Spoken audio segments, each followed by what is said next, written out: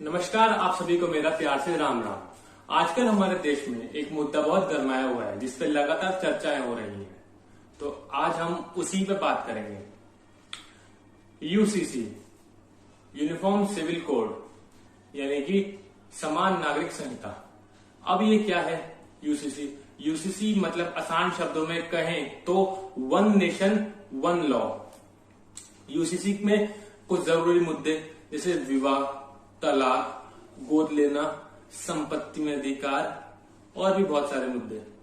UCC उन सब लोगों के लिए बेहद जरूरी है जो पिछड़े हुए हैं, जैसे पसमानदा मुसलमान, पिछड़ी जाति के लोग हैं जिन्हें अब भी अधिकारों से वंचित रखा गया है।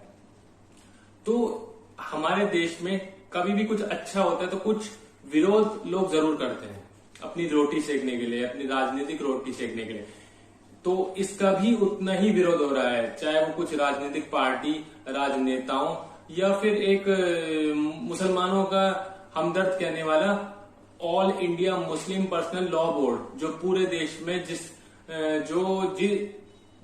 एक तरीके से एक नियम बनाता है वो ही मुसलमान फॉलो करते हैं। कई सारे मुस्लिम जो संवैधानिक देश में रहते हुए भी शरिया की मांग करते आए हैं, उनके लिए यूसीसी एक बहुत बड़ा झटका है।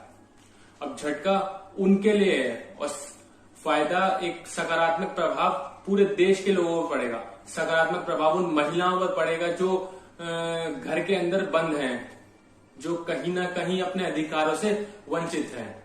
तो all India Muslim personal law board इसका विरोध इसलिए कर रहा है क्योंकि उन्हें पता है कि अगर ये आ जाएगा तो जो पुरुषवादी समाज है, जो महिलाओं पर अत्याचार करता है, उनके अधिकार छीनता है, वो फिर नहीं कर पाएगा। इसलिए बीते शुक्रवार को, जो अभी शुक्रवार गया है, बीते शुक्रवार को all India Muslim personal law board ने लाउड स्पीकर से ऐलान किया कि अब यूसीसी का विरोध करें।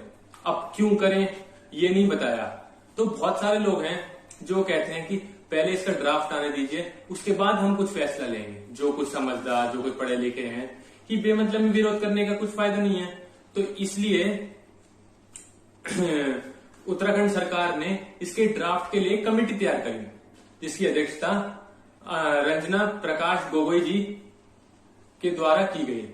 जो 27 जून को एक कमेटी गठित हुई, इसमें 5 सदस्यीय कमेटी थी जो गठित हुई 27 मई को, जिसकी जो अध्यक्ष थी वो सुप्रीम कोर्ट की पूर्व जज रंजना जी।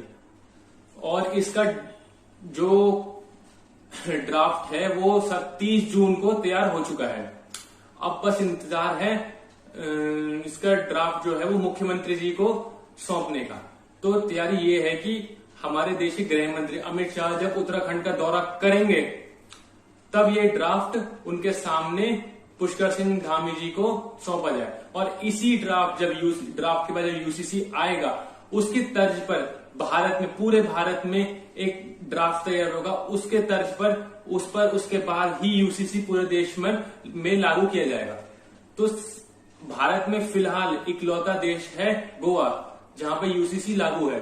वो किसी सरकार ने नहीं किया, वो आजादी से पहले अंग्रेजों ने किया था। 1835 में वो गोवा में ही लेकर आए, जिसका नाम रखा पुर्तगाल सिविल कोड, जो 1867 में लागू कर दिया गया। उत्तराखंड के बाद महाराष्ट्र, यूपी, मध्य प्रदेश में भी यूसीसी लाने का विचार चल रहा है।